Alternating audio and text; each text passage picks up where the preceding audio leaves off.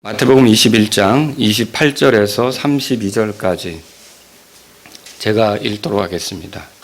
그러나 너희는 어떻게 생각하느냐? 어떤 사람에게 두 아들이 있었는데 그가 첫째에게 가서 이르되 아들아 오늘 내 포도원에 가서 일하라 하니 그가 응답하여 이르되 가지 아니하겠나이다 하고는 그 뒤에 뜻을 돌이켜서 갔고 그가 둘째에게 가서 또 그와 같이 말하매 그가 응답하여 이르되 아버지여 가겠나이다 하고는 가지 아니하였느니라.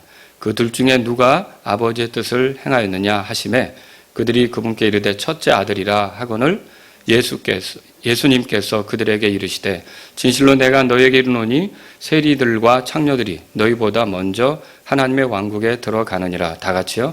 요한이 의의 길로 너희에게 왔어도 너희는 그를 믿지 아니하였으나 세리들과 창녀들은 그를 믿었으며 너희는 그것을 보고도 그 뒤에 뜻을 돌이켜 그를 믿으려 하지 아니하였느니라. 아멘.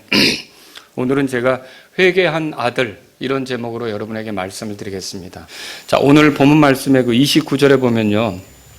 첫째 아들이 처음에는 가지 않겠다고 했죠. 그 아버지의 뜻이 가는 거였는데 가지 않겠다 하고는요. 29절 그 뒤에 뜻을 돌이켜서 갖고 그렇게 됐죠. 또 여러분 그 32절에 보세요. 세리들과 창녀들 이 얘기를 하면서 그들은 믿었다 그렇게 말하고 너희는 어디서부터 오는 거냐면 그 앞에 보시면 23절에 보세요. 23절에 그분께서 성전에 들어가 가르치실 때에 수제사장들과 백성의 장로들이 그분께 나와 이르되 내가 무슨 권위로 이런 일들을 행하느냐 그랬죠. 수제사장들과 백성의 장로들 종교적인 사람들을 얘기해요. 이런 너희는 뭐라고 되어 있습니까? 그 침례자 요한이 선포하는데 그것을 보고도 그 뒤에 뜻을 돌이켜 그를 믿으려 하지 아니하였느니라 이렇게 되어 있잖아요. 그러니까 여기 뜻을 돌이킨다는 말은 뭐냐면 회개한다는 말입니다. 뜻을 돌이킨다, 회개한다 그 말이에요. 그래서 저는 오늘 여러분에게 그 회개에 대해서 말씀을 드리려고 해요.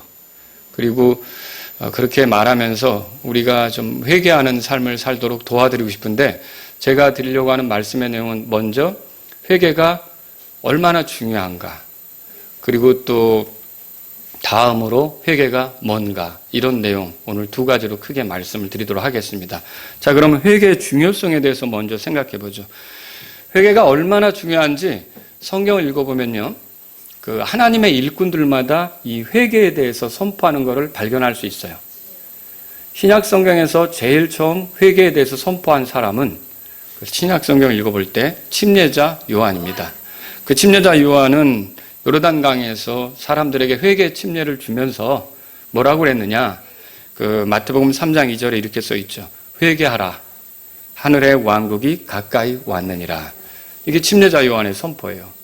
그리고 우리가 믿고 의지하는 구원자 예수 그리스도께서도 이 땅에 오셔서 처음 선포하신 내용이 뭐냐면 회개하라는 거였어요. 자, 마태복음 4장 10절에 보면 침례자 요한이 감옥에 갇힌 내용이 기록되어 있는데 그 이후로 예수님께서 갈릴리로 오셔서 제자들과 함께 이제 사역하시면서 그 처음에 뭐라고 그랬느냐면 이렇게 말씀하셨죠. 회개하라 하늘의 왕국이 가까이 왔느니라. 마태복음 4장 17절에도 그렇게 기록되어 있어요. 그리고요. 또 예수님께서 12제자를 불러 둘씩 보낸 게 마가복음 6장에 기록되어 있어요. 근데 이 제자들이 나가서 한 일이 뭐냐? 마가복음 6장 12절에 보면 그들이 나가서 사람들이 회개할 것을 선포했다. 그렇게 기록되어 있어요. 그리고 여러분 그 예수님이 부활하시고 승천하신 뒤에 첫 번째로 맞이한 오순절 있죠. 자, 그때 베드로가 여러 사람에게 설교를 했는데 그 설교의 핵심이 뭐냐면 물론 흩어져 사는 유대인들에게 이제 설교한 내용인데 그때 핵심 내용이 뭐냐면 이겁니다. 사도행전 2장 38절에 회개하고 너희 각 사람이 예수 그리스도의 이름으로 침례를 받아 죄들의 사면을 얻으라. 베드로도 뭘 선포한 겁니까? 회개하라고 선포한 거죠. 그리고 나중에 사도가 된 바울. 이 사람은 본래 핍박자였으나 주님을 믿게 되었고 주님을 따르면서 복음을 전하게 되었는데 이 사람이 전한 내용이 뭐냐? 전도 여행을 하면서 전한 내용을 사도행전 20장 21절에서 밝혀주는데 이렇게 써 있죠. 하나님을 향한 회개와 우리 주 예수 그리스도를 향한 믿음을 증언했다. 그러면 바울도 뭘 전하고 다닌 겁니까? 회개하라고 전하고 다닌 거죠. 자, 이렇게 회개는요, 지금 몇 가지 예를 들었지만 사역자들, 하나님의 일꾼들이 늘 전하는 핵심적인 내용이었다. 그렇게 보시면 되겠습니다.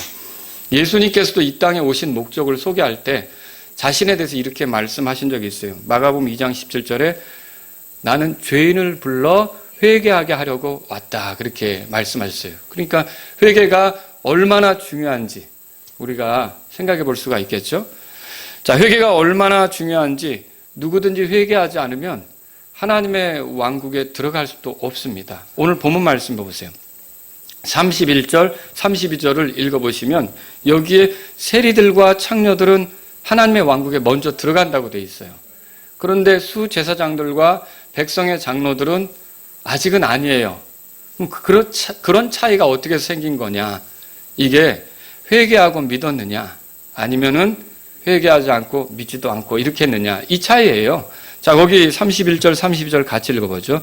그 둘 중에 누가 자기 아버지의 뜻을 행하였느냐 하시매 그들이 그분께 이르되 첫째 아들이라 하거늘 예수님께서 그들에게 이르시되 진실로 내가 너에게 이르노니 세리들과 창녀들이 너희보다 먼저 하나님의 왕국에 들어가느니라. 자, 세리들과 창녀들이 왜 이 수제사장들과 백성의 장로들보다 먼저 하나님의 왕국에 들어갑니까?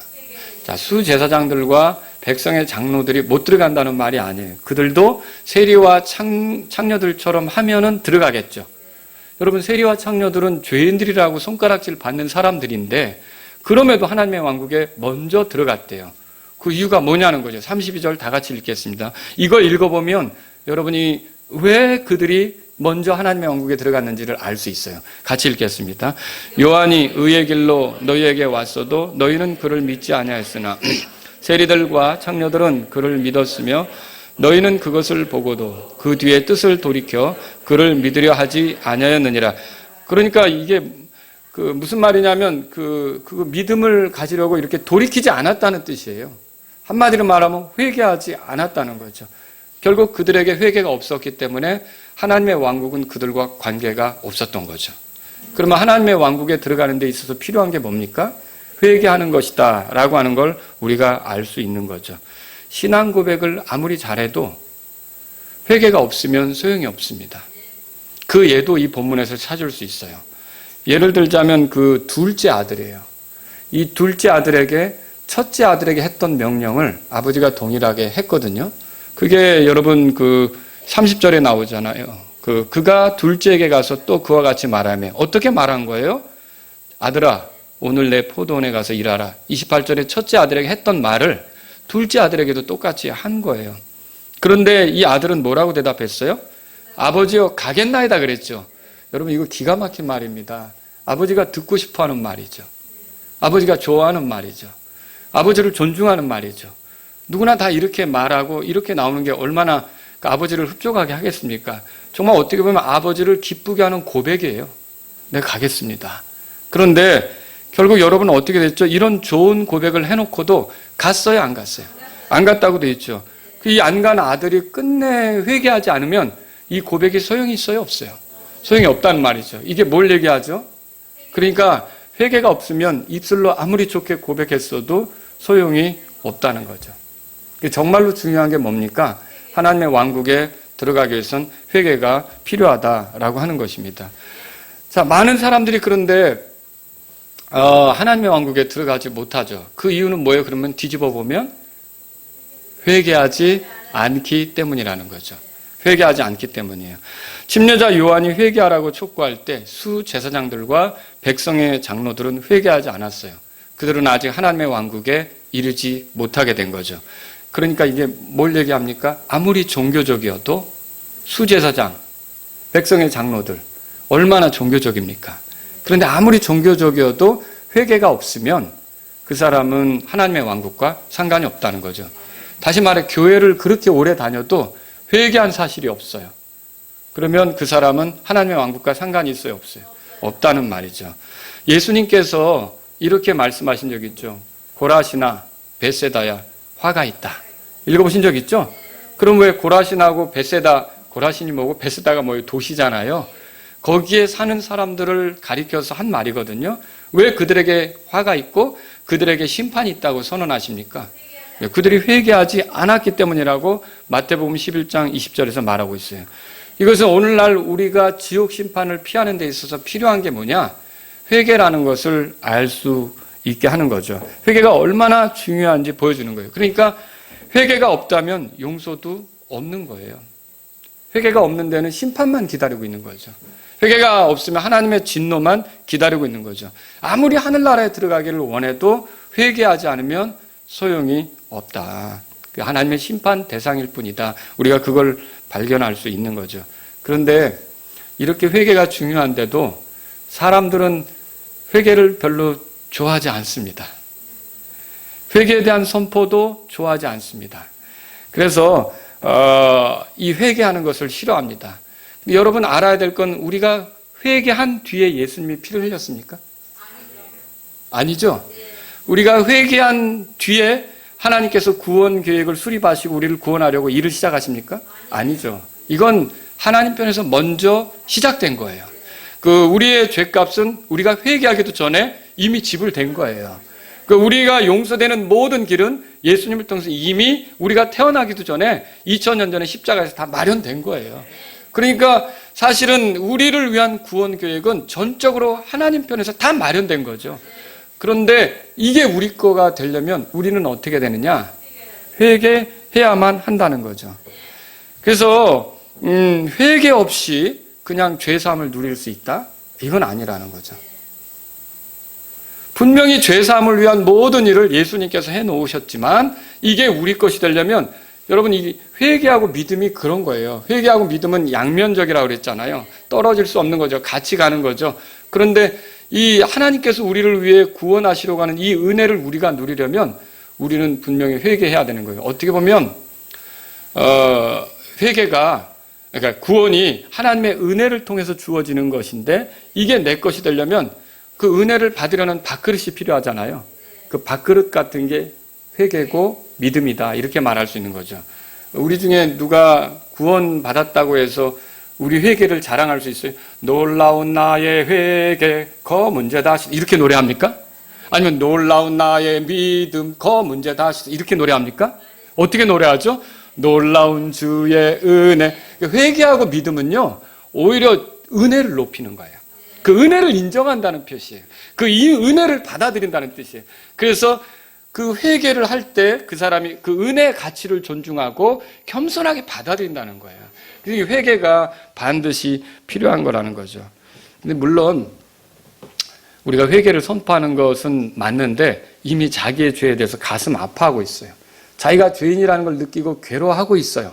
그리고 이렇게 사는 것이 너무 부끄럽고 수치스러워서 어쩔 줄 몰라 하고 있어요. 그런 사람에게 회개하라고 할 필요 있습니까? 그런 사람에게는 회개하라고 할 필요가 없어요. 그 사람에게 필요한 것이 있다면 죄 용서가 어떻게 이루어지는지 우리 구원자 예수님에 대해서 들려주면 되는 겁니다. 그러면 그 사람이 그 죄 가운데 짓눌려 있다 그걸 들으면은 아주 소망이 생기겠죠. 그러나 사람들이 자기의 죄에 대해서 심각하게 느끼지 못하고 깨닫지 못하고 이렇게 하는 사람에게는 먼저 회개하라고 알려줄 필요가 있단 말이죠. 죄에 대해서 가볍게 여기는 사람에 대해 무조건 용서를 선포하는 건 뭐와 같으냐? 암 환자에게 반창고 발라주고서 낫다고 하는 것과 반창고 붙여주고 낫다고 하는 것과 같은 거죠. 여러분 죄인에 대해서는요 그 사람이 얼마나 예수님을 죽일 수밖에 없는 심각한 죄인이었는지를 깨닫는 것이 필요한 거예요. 그렇지 않습니까? 근데 자기가 죄인이라는 것도 깊이 이렇게 생각하지 않고 그 죄에 대해서도 가볍게 여기는 사람에게 용서됐어. 이건 정말 어떻게 보면은 굉장히 그 사람으로 하여금 이렇게 변화된 삶도 없이 종교인 행세를 하게 만들도록 만드는 게 된다는 거죠. 그렇게 하는 거라는 거죠. 하나님께서는 죄인을 사랑하시지만 회개하지 않는 죄인은 그 사랑을 사실은 누리기가 어려워요. 그 죄인에 대해서도 회개하지 않아도 하나님은 사랑하고 있는데 그 사랑에 감복하고 그 사랑을 찬양하고 이런 거는 회개한 죄인이 그걸 비로소 할 수 있는 거예요. 여러분, 하나님께서 용서를 위해 예수님을 통해 모든 것을 다 해놓으셨지만 그 용서를 누리는 것은요, 그 구원받지 못한 사람들을 위해서도 피를 흘려주신 거잖아요, 예수님이. 근데 그게 내 것이 되어서 그게 귀중하다고 여겨지고 그 용서를 받은 감격 속에 하나님을 찬양할 수 있게 되는 것은 회개한 사람만이 그게 가능하다라는 거죠. 그래서 회개가 이처럼 중요하다라고 보시면 되겠습니다. 그러면요, 회개가 무엇이냐? 두 번째 걸 생각해 보죠. 회개가 무엇인지. 회개는 마음의 변화입니다. 마음이 바뀌는 거죠. 자, 한 세 가지로 정리해 볼게요. 회개는 우선 자신이 잘못해 왔다는 것을 인정하는 마음이에요. 자, 이 이야기를 보세요. 예수님의 이야기에 등장하는 첫째 아들은 아버지의 명령을 받았어요. 내 밭으로 가서 포도원에서 일해라. 그 명령을 받은 거죠. 그런데 이 첫째 아들은 뭐라고 대답했죠? 가지 않겠나이다, 이렇게 대답했어요. 근데 성경에 보니까 29절에 그가 응답하여 이르되 가지 아니하겠나이다 하고는 그 뒤에 뜻을 돌이켜서 갔다고 되어 있어요. 그러니까 그가 뜻을 돌이켰죠? 회개한 거예요, 어떻게 보면. 근데 이게 어떻게 시작이 됐느냐는 거죠. 자, 이거는요, 아마 아버지께 했던 대답이 이 첫째 아들에게는 신경이 쓰였을 것입니다. 그러지 않겠어요? 내가 이게 왜 이렇게 불편하지? 이렇게 대답하는 게 아니었나? 이렇게 태도를 보이는 게 아니었나? 신경이 쓰였겠죠. 그리고 자신의 대답이 아버지께 적절하지 않았다는 생각이 들기 시작했을 거예요.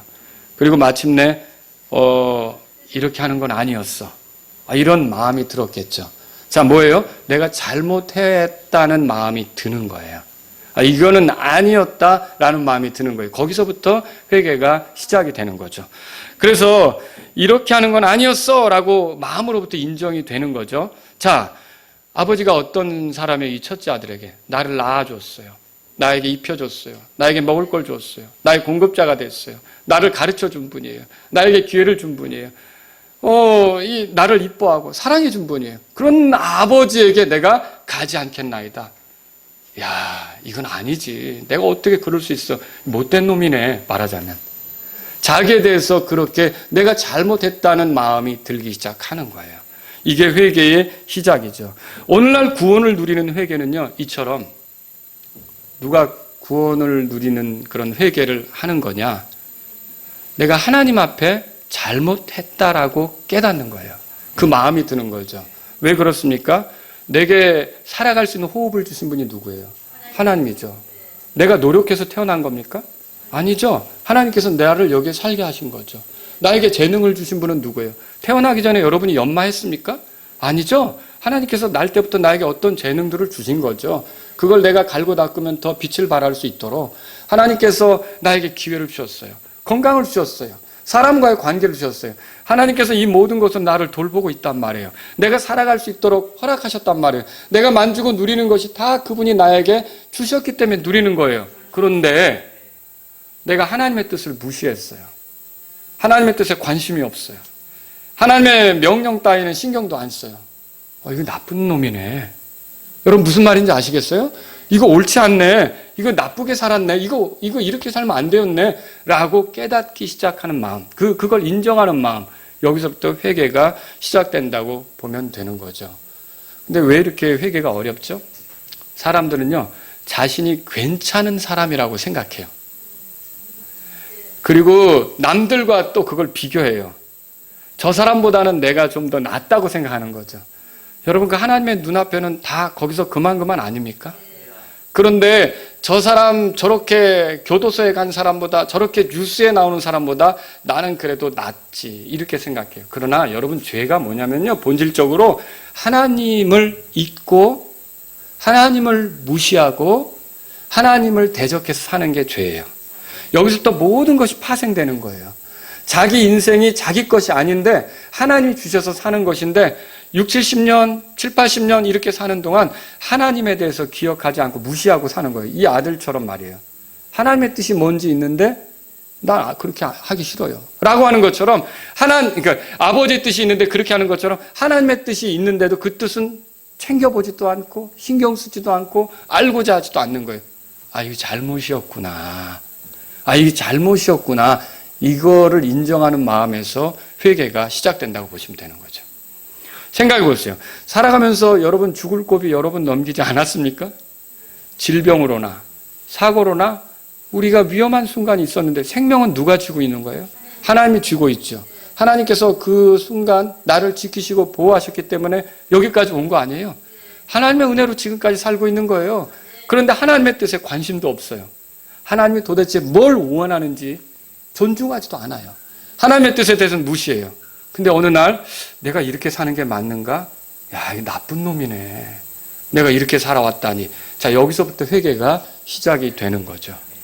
여러분, 하나님께서는 우리가 하나님을 대적해온 죄로 인해 멸망하게 되었는데 그것도 그냥 방치하지 않으시고요. 이 땅에 구원자를 보내셨어요. 우리의 죄들을 용서받을 수 있도록 하나님께 잘못한 모든 죄들을 용서받고 우리가 지옥으로 떨어지지 않고 하나님과 영원히 살 수 있도록 구원자를 보내셨어요. 그분이 예수 그리스도세요. 이 예수 그리스도는 하나님께는 소중한 분이시죠. 그런데 이 예수 그리스도가 이 땅에 오셔서 우리의 죄 때문에 십자가에서 죽으셨잖아요. 그리고 부활하셨잖아요. 우리의 죄값을 자신의 죽음으로 지불하시고 피로써 우리의 모든 죄들을 용서받게 하셨잖아요. 이렇게 엄청난 일을 하신 거예요. 그런데 거기에 대해서 하나님이 이렇게 나를 구원하시며 호의를 베푸시는데도 하나님의 뜻에 관심이 없는 거예요. 야, 이거 내가 이렇게 하나님의 뜻을 저버리며 살다니, 이건 내 멋대로 이렇게 살다니, 내가 하고 싶은 대로 고집스럽게 나가다니, 이거 나쁜 사람이네. 말하자면 이게 바로 회개의 시작이죠. 이런 마음이 드는 게, 회개는요, 이렇게 많은 호의를 베푼 하나님 앞에 자신이 보인 무례한 태도로 인해 그분께 더는 어떤 호의도 구할 수 없겠구나, 어떤 요구도 할 수 없겠구나, 참으로 나쁜 사람이구나, 이 마음이 드는 게 회개의 시작이죠. 여러분, 예수님을 통해서, 십자가에서 못 박히신 예수님을 통해서 하나님 우리를 부르시잖아요. 오라고 하잖아요. 나랑 더불어 살자고 하잖아요. 내가 너를 만들었으니까 내가 만든 목적대로 갈 수 있도록 나와 더불어 살자고 하잖아요. 예수님을 통해서 초청하는 거 아닙니까? 십자가를 통해서 부르는 거 아닙니까? 근데 우리는 이 첫째 아들처럼 가지 않겠나이다, 이런 꼴이에요. 그러니까 야, 하나님께서 나에게 이렇게 호의를 베풀고 좋은 걸 하려고 하는데 내가 이렇게 거절했다니, 나는 나쁜 놈이구나. 여러분, 나에 대해서 이렇게 내가 이렇게 사는 것은 아니었구나를 인정하는 데서부터, 그 마음에서부터 회개가 시작된다고 볼 수 있는 거죠. 회개는 거기서 끝나지 않고 발전을 하는데, 어떻게 발전을 하냐면 이 본문에 등장하는 첫째 아들이 그 뒤에 뜻을 돌이켜 갔다고 그랬죠. 그럼 이게 뭘 얘기하는 겁니까? 계속 가지 않겠나이다라고 버팅기는 거를 원한 거예요? 더는 이렇게 살면 안 되겠다고 생각한 거예요? 더는 이렇게 살면 안 되겠다고 생각한 거죠? 요게 회개의 어떻게 보면 발전이에요. 내가 잘못 살아왔구나. 여기서 더는 이렇게 살면 안 되겠다, 이렇게 사는 건 아니다 라고 생각하는 마음, 그런 마음의 변화. 전에는 그런 마음이 없었단 말이에요. 내가 뭐 내 삶의 주인이지, 고집스럽게 내가 원하는 대로 가는 거지 뭐, 이렇게 생각했던 마음이 더는 이렇게 살면 안 되겠구나, 이 마음으로 발전하는 게 회개라는 거죠. 그래서 간증 중에 내가 하나님의 뜻대로 살지 못했습니다, 이렇게 못 살았습니다, 이렇게 못 살았습니다 라고 우리가 간증을 하는데, 사실 그 간증도 필요하겠지만 우리는 더는 이렇게 살면 안 되겠다는 그런 마음의 변화까지도 있어야 된다는 거죠. 그런 것이 있어야 되는 거죠. 자, 그래서 이 보세요. 내가 지금까지 잘못 살아왔구나. 그리고 더는 이렇게 살면 안 되겠다. 그리고 이게 또 어디로까지 나아가냐면 이제 하나님께 맞춰야겠다. 그러니까 이 아들이 아버지의 뜻대로 가야겠다, 이렇게 하는 것처럼 내가 이제 이분께 돌아서야겠다, 하나님을 인정하고 돌아서야겠다, 이런 마음이 드는 것이 회개라는 말이죠. 본문에 등장하는 첫째 아들에게 아버지가 원했던 게 뭐죠? 내 포도원으로 가서 일하는 거, 그거 원했잖아요. 자, 그런데 이 아들이 뜻을 돌이켰다는 증거는 뭡니까? 갔죠? 갔죠, 그쵸? 그 간 거예요. 그 포도원으로 간 거예요. 그러니까 이 아들은 이전과 같은 그런 마음입니까? 완전히 달라진 마음입니까? 달라진 마음이죠.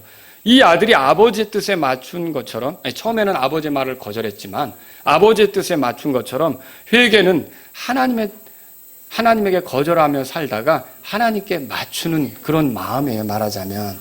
자, 그런데 이렇게 맞추는데, 그러면 여러분, 하나님의 뜻은 뭡니까? 하나님께서 우리에게 원하시는 건 뭡니까? 거기에 맞추는 건데. 자, 이건 다른 게 아니에요. 하나님께서 우리를 위해 보내신 예수 그리스도를 믿는 겁니다. 그게 하나님의 뜻이에요. 죄인을 향한 하나님의 뜻은 뭡니까? 지금 이 아버지는 아들에게 내 밭으로 가서 내 포도원에서 일하라고 했지만 우리들을 향한 하나님의 뜻은 뭐냐면 너희는 멸망할 수밖에 없으니까 예수 그리스도를 믿으라고 하는 거죠. 예수 그리스도를 구원자로 보냈으니까 믿으라고 하는 거죠. 그래서 예수께서 하나님으로서 우리를 구원하기 위해 오신 그리스도 구원자이심을 믿는 것, 이게 하나님의 뜻이에요. 그리고 그 그리스도 예수님의 피로 우리의 모든 죄에서 우리가 깨끗하게 된다는 걸 믿고 예수님을 의지하는 것, 이게 하나님의 뜻이에요. 그래서 십자가로 나타난 그런 그 하나님의 사랑을 받아들이고 예수님의 피로 있게 된 그런 우리의 죄들에 대한 용서를 받아들이면서 하나님 앞에 겸손하게 감사하면서 나아가는 것, 이게 하나님의 뜻이에요. 자, 이게 하나님의 뜻이란 말이죠. 아버지는 자기 포도원에 첫째 아들을 보내고자 했어요. 첫째는 처음에 가지 않으려고 했지만 나중에 아버지의 뜻대로 갔죠. 이게 회개예요. 마찬가지로 하나님께서 우리를 지으신 목적은 뭐죠? 자신을 영화롭게 할 목적으로 지으신 거잖아요. 근데 우리는 그거에 관심이 없이 살았거든요. 근데 하나님께서는 우리가 하나님의 영광을 위해 살도록 초청하시는 거예요. 근데 우리는 계속 고집 부렸던 거죠. 근데 그래봐야 자꾸 죄를 지으니까 이렇게 하면 안 되겠구나를 인정하게 된 거예요. 마음에서부터. 더는 이렇게 살지 말아야겠다. 근데 우리가 하나님을 기쁘게 하고 영화롭게 하려면 어떻게 해야 합니까? 하나님의 뜻에 맞춰야죠. 하나님의 뜻은 뭡니까? 먼저 우리 죄들을 용서받는 거예요. 우리의 죄에서 우리가 깨끗하게 되는 거죠. 그리고 하나님께서 보내신 구원자 예수 그리스도를 나의 주님으로 받아들이는 거죠. 이렇게 하는 것이 우리가 회개하는 것이다. 이게 이렇게까지 발전하는 것이다. 그렇게 보는 거죠. 첫째 아들은 뜻을 돌이킨 후에 포도원으로 가는데 주저했습니까? 망설였습니까? 마음이 동할 때까지 기다렸습니까? 아버지가 다시 와서 가라고 할 때까지 뻗팅기고 있었습니까? 그렇지 않습니다. 즉시로 갔습니다. 아버지의 뜻을 알았기 때문에 그렇게 했던 거죠. 이렇게 하나님의 뜻에 맞추어 내가 지금까지 하나님을 대적하는 죄인으로 살았구나. 하나님이 주신 삶을 누리면서 하나님과 상관없이 살아왔구나. 하나님, 내가 더는 이렇게 살고 싶지 않습니다. 그런데 하나님께서 자신의 뜻을 알려주십니다. 뭐냐면은 예수 그리스도를 믿으라는 거죠. 그분이 너의 구원자라는 거죠. 그분을 통해 지금까지 살아온 죄들을 용서받으라는 거죠. 그리고 하나님과 화해되는 길을 받아들이라는 거죠. 그래서 십자가로 보여진 하나님의 사랑에 믿음으로 반응하라는 거죠. 자, 그래서 이런 그 예수 그리스도를 내 마음의 구주로 받아들이면서 하나님께 돌아서는 것, 이게 바로 회개의 절정이죠. 말하자면 죄인이 회개하는 회개의 절정이다라고 할 수 있는 겁니다. 이렇게 우리가 예수 그리스도를 구원자로 받아들이게 되면 하나님의 왕국도 들어가게 되고요. 그럼 그렇죠? 하나님의 뜻에 맞추면, 그리고 또 하나님의 사랑도 누리게 되고 하나님의 용서도 누리게 되는 것을 볼 수 있단 말이죠. 회개는 이처럼 매우 중요한 주제입니다. 그것이 얼마나 중요한지 하나님의 일꾼들마다 회개를 선포했어요. 핵심 메시지로 삼았던 거죠.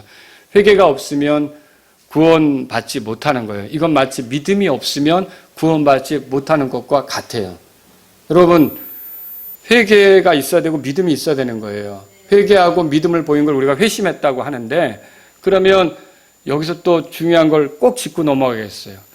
이게 회개가 없으면 안 된다, 믿음이 없으면 안 된다고 하니까 우리를 구원하는 능력은 우리의 회개나 믿음입니까? 아니죠. 예수 그리스도시죠. 그 회개나 믿음은 뭐라고 했어요? 아까 말씀드렸죠? 하나님의 은혜가 주어지면 그걸 겸손하게 받으려는 밥그릇 같은 거라는 거예요. 그릇 같은 거라는 거죠. 그 그릇을 대는 거죠. 최소한의 우리가 그분 앞에서 우리 자신을 낮추는 거란 말입니다. 그런 회개가, 그런 믿음이 어떻게 되는 거예요? 하나님의 은혜를 높이는 거예요. 하나님의 은혜를 인정하는 거죠. 하나님을 존중하는 거죠. 그래서 우리가 이제 회개했다고 해서 내 회개를 찬양하지 못합니다. 내가 믿는다고 해서 내 믿음을 찬양하지 못합니다. 우리의 찬양의 주제는 하나님의 은혜입니다. 모든 것이 하나님의 은혜를 높이기 위해 있는 거죠. 회개는 마음의 변화입니다. 제가 아까 설교 시간에 나쁜 놈이라고 그랬는데 그거 이제 말을 바꾼 거고요. 사실은 죄인이라고 인정하는 거예요. 회개의 첫 단추는 자기가 진짜 하나님 앞에 죄인이라고 인정하는 거예요. 그리고 더 이상 이런 죄인으로 살지 않았으면 하는 그런 마음으로 바뀌는 거예요. 그런 사람에게 죄인이 아니라 하나님의 아들이 될 수 있는 기회가 오는 거라는 거죠. 그러니까 더는 이렇게 살았으면 안 되겠다. 이런 마음이 드는 거죠. 그래서 회개는 스스로에 대해 정직하게 죄인이라고 인정하는 마음. 그동안 하나님께 잘못했으며 더는 그렇게 살아서는 안 된다는 마음. 그래야 하나님께 돌아서는 마음이 회개예요. 근데 이렇게 돌아서는데 하나님께 나아가는데 예수님밖에 길이 없어요. 그죠? 그래서 예수님을 붙잡는 것이 결국은 회개의 절정이란 말이에요.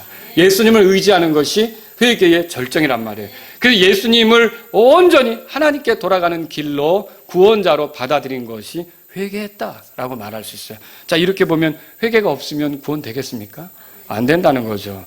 자, 저는 이 회개가 하나님의 은혜를 찬양한다는 걸 말씀드리고 싶어요.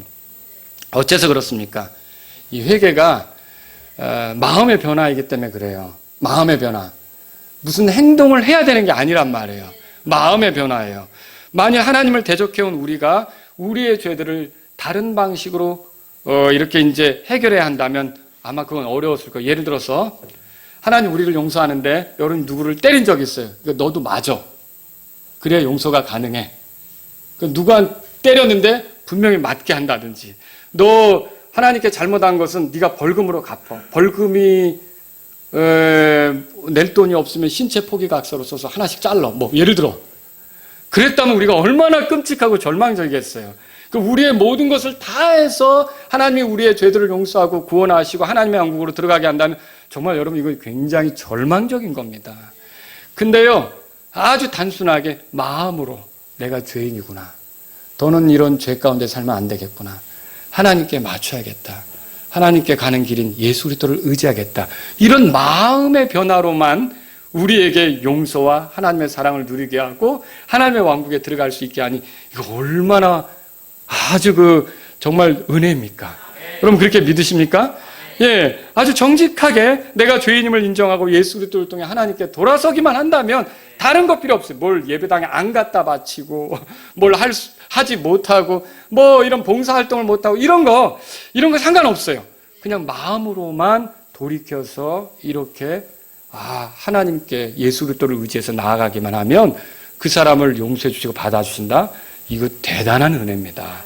그러니까 이 회개가 마음의 변화가 이런 것들을 누리게 하니 이 회개는 하나님의 은혜를 찬양하는 게 되는 거죠. 하나님의 은혜가 얼마나 멋지냐, 얼마나 대단하냐 이렇게 찬양하는 게 된단 말이죠. 또 여러분 회개는 어떤 죄인의 회개라도 받아들여지게 돼요. 그러니까 생각해 보세요. 우리가 이 세상을 살아가는데 도덕적으로 조금 잘 살아간 사람들이 어쩌다 실수한 그거를 인정하고 거기서부터 떠나려고 하고 돌이킬 때 그들의 것은 용서해 주지만 아주 심각하게 살아온 죄인들은 회개해도 용서하지 않는다. 그러면 여러분 우리는 절망적일 거예요. 그렇지 않겠습니까? 내가 살아온 것이 사실은 이렇게 가만히 비춰보면 뭐 다른 사람보다 나은 게 없는데 우리 어쩌란 말이냐. 그런데 보세요. 오늘 성경에 보니까 세리들, 그 다음에 창녀들도 그들이 뜻을 돌이키고 믿었을 때는 하나님의 왕국에 들어갔죠. 세리들과 창녀들은 그 당시 유대 사회에서 죄인들의 이런 핵심이에요. 죄인이라고 손가락질 받는 사람들이에요. 근데 이 사람들도 회개했을 때, 믿었을 때 하나님의 왕국에 들어갔다면 여러분 세리와 죄인들 같은 우리도 회개한다면 하나님께서 받아주시는 거 아닙니까? 그게 얼마나 놀라운 거예요. 어떤 죄인이라도 회개하면 마음으로부터 돌이켜 예수 그리스도를 의지해 하나님께 나오기만 하면 하나님께서 우리를 받아주시니 이 회개라는 걸 통해 우리를 이렇게 품어주시는 건 얼마나 놀라운 하나님의 은혜냐는 거죠. 하나님의 은혜죠, 이거는. 하나님의 은혜란 말이에요. 세 번째로요, 회개가 기회를 다시 주는 거기 때문에 이게 하나님을 찬양할 일이에요. 어째서 그렇습니까? 첫째 아들이 아버지의 뜻을 거절했어요. 섬에 안 가겠다고 했단 말이에요. 근데 거기 이제 사람이다 보니까 아버지가 낫게 해주셨죠. 뭐 어렸을 때 뭐 기저귀도 갈아줬을 거고, 먹을 것도 주고 입혀주고 교육도 시켜주고 가르쳐주기도 하고 어디 멋진 데 데려가기도 하고, 아버지가 엄청난 일을 했을 거 아닙니까? 뭐 잘한다면 우리 잘한다 막 격려해주고 얼마나 이뻐했겠어요. 근데 아버지한테 안 갈래요 이랬으니 가만히 생각해보면 그게 마음의 아픔이 되겠죠. 근데 일단 거기서 끝난다고 생각해보세요. 해결하는 건 없고 그냥 거기서 끝난다고 생각해보세요. 그러면 그 첫째 아들이 얼마나 마음이 아플까? 계속 아프겠죠. 돌이키는 방법도 없고 회개하는 길도 없다면 얼마나 끙끙거리며 속상하겠어요. 여러분 그 생각해 보시겠어요? 뭔가 잘못했다면 그거를 용서받고 화해가 돼야 속이 후련해지는 거 아닙니까? 그런데 내가 잘못한 거는 아는데 그거는 더 이상 용서받을 수가 없는 거예요. 그것은 해결받을 수가 없는 거예요. 그냥 평생 그런 식으로 살아가야 된다면 이게 얼마나 심적으로 클까요? 부담이. 여러분 하나님 앞에 우리가 살아간 죄에 대해서 용서받는 길도 없이 근데 그런 게 떠올라요. 내가 하나님을 이렇게 대적한 거, 내가 이렇게 하나님을 무시한 거, 내가 이렇게 하나님 뜻대로 살지 못한 거, 내가 하나님과 반대편으로 행동한 거, 내가 하나님이 싫어하는 말들을 한 거, 내가 하나님이 좋아하지 않는 생각들을 한 거, 내가 하나님이 기뻐하지 않는 행동들을 한 거, 이런 게 자꾸 떠올라요. 근데 기회는 없어요. 회개? 그런 거 통하지 않아요. 예를 들어서 그 통하지 않고 그냥 그대로 살다가 죽어야 돼요. 그럼 여러분 끙끙거리다가 얼마나 비참하게 되겠습니까? 그런데 회개가 있어요. 하나님이 회개를 통해 우리를 받으시려고 해요. 이거 놀라운 은혜 아닙니까? 그 회개를 통해 다시 기회를 갖게 하셔요. 그 여기 보니까 성경에 29절에 이 첫째가 처음에는 가지 않겠나이다 그랬는데 그 뒤에 없다. 아무것도 없다. 회개는 없다. 그럼 얼마나 절망적이에요. 얼마나 끔찍해요. 그런데 그 뒤에 뜻을 돌이켜 갔다고 돼 있어요. 그러면 그렇게 잘못했는데도 뜻을 돌이키는 게, 회개하는 게 가능했단 말이죠. 회개가 용납이 됐단 말이죠. 그래서 다시 아버지 밭에 가서 일할 수 있는 기회를 얻게 됐단 말이죠. 여러분 이 회개는요 그렇게 하나님의 회개를 허락하지 않는다. 내 사전에 회개라는 없다. 너희들이 죄 가운데 살았으면 그저 멸망할 뿐이다. 돌이키긴 뭘 돌이키느냐. 너희들이 잘못한 대로 멸망할 뿐이다. 그럼 우리는 정말 이 죄를 어디서 용서받아야 할까? 살아도 비참하고 지옥에 들어가서도 얼마나 끙끙거렸겠어요. 그런데 회개하라. 회개하면 용서된다. 그리고 기회가 있다. 다시 시작할 수 있다. 여러분 이것도 놀라운 은혜 아닙니까? 그 회개는요 하나님의 은혜가 얼마나 대단한지를 보여주는 거란 말이죠. 그래서 저와 여러분들이 만약 이 자리에 구원받지 못한 분이 있다면 지금과 다른 인생을 살고 싶다. 하나님을 내가 이제는 몰랐었는데 외면했는데 무시했는데 다른 인생을 살고 싶다. 그러면 정직하게 그동안 하나님 인정하지 않고 살아온 죄에 대해서 인정하고 죄인인 걸 인정하고 더는 이렇게 살아서는 안 되겠다고 생각하시면서 내 죄들을 용서해 주시는 구원자 예수 그리스도를, 피 흘려서 모든 죄에서 나를 깨끗게 하시는 예수 그리스도를 여러분의 구원자와 주님으로 받아들이시라는 거죠. 그렇게 되면 그 사람은 다시 기회를 갖게 되는 거예요. 저는 이 말씀을요 그리스도인들에게도 말씀드리고 싶어요. 회개에는 단회적인 회개가 있고 반복적인 회개가 있죠. 우리가 구원 오는 회개는 단 한 번이면 충분해요. 그죠? 예수님께로 오는 회개, 그 단 한 번이면 예수님을 통해 하나님께로 오는 회개 충분해요. 근데 우리가 구원받은 이후 살아갈 때 하나님부터 멀어질 때가 있죠. 하나님하고 거리 둘 때가 있죠. 하나님으로부터 등 돌릴 때도 있잖아요. 그렇게 하면 우리가 어떻게 하나님과 교제 관계를 누릴 수 있어요? 우리 돌아서야 되죠. 하나님께 돌이켜야 되죠. 여러분 그때 우리는 어떻게 될까요? 마찬가지로 내가 잘못했구나. 하나님이 나에게 베푸신 사랑과 은혜에 따르면 이런 건 아니지. 더는 이렇게 살면 안 되겠다.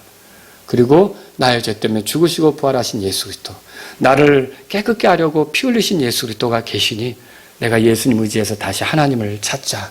하나님께 나아가자. 여러분 이게 그리스도인들에게 필요한 회개란 말이죠. 여러분과 저는요 이미 구원받은 사람으로 단회적인 회개를 한 사람일 수 있어요. 그렇지만 우리가 또 부족한 것이 드러나면, 잘못한 것이 드러나면 거기서 아무렇지도 않은 것처럼 갈 것이 아니라 주님의 명령이 있는데 내가 그렇게 안 했어요. 야 사랑하라 그랬는데 나 사랑 못하겠습니다. 용서해라 그랬는데 나 용서 못하겠습니다. 하나님 이렇게 하나님 앞에 내가 저항을 했는데 그게 이제 내가 가만히 있으면 이거 아닌데 생각이 들죠. 이렇게 사는 게 아닌데 하나님이 기뻐하시지 않는 건데 내가 왜 이렇게 했지? 하나님의 은혜와 사랑을 받으면서 왜 이런 식으로 하나님께 대우했지? 여러분 그때 어떻게 합니까? 내가 이렇게 하는 건 아니었습니다. 전 이렇게 살고 싶지 않습니다. 저의 죄 때문에 죽으시고 부활하신 예수 그리스도를 의지해서 하나님을 향합니다. 하나님께 나아갑니다. 여러분 이렇게 하시란 말이죠. 그러면서 다시 기회를 얻는 저와 여러분들이 될 수 있기를 바랍니다. 기도하겠습니다. 회개가 이렇게 중요하구나 여러분 알았다면 오늘 이 말씀을 들으신 여러분 가운데 구원받지 못한 분들은요 자꾸 뒤로 미루지 마시기 바랍니다. 정직하게 내가 하나님 앞에 죄인이구나, 하나님의 은혜로 지금까지 살아왔으면서 하나님을 무시했구나, 하나님을 인정하지 않았구나, 내 멋대로 갔구나, 더는 이렇게 살면 안 되겠다. 예수 그리스도를 통해 하나님께 돌아오시기 바랍니다. 예수 그리스도께서 흘리신 피가 내 죄 때문에 흘려졌다고 믿고 예수님을 구원자로 받아들이시기 바랍니다. 여러분은 죄들을 용서받고 예수님을 주로 모시며 살아갈 기회를 얻는 겁니다. 꼭 그렇게 될 수 있기를 바랍니다. 여러분 구원받으신 분들은 생각해 보세요. 우리는 지금 하나님의 사랑을 누리고 있으면서 주님의 명령들 앞에 가지 않겠나이다라고 말한 이 아들처럼 하는 거 없습니까? 하나님, 오늘 제가 돌이키길 원합니다. 제가 잘못했습니다. 이렇게 사는 건 아니었습니다. 저의 죄 때문에 죽으시고 부활하신 예수님을 의지해서 하나님께 맞추기를 원합니다. 이런 분이 있다면 기도하십시오. 다시 기회를 얻기를 원합니다. 기도하십시오.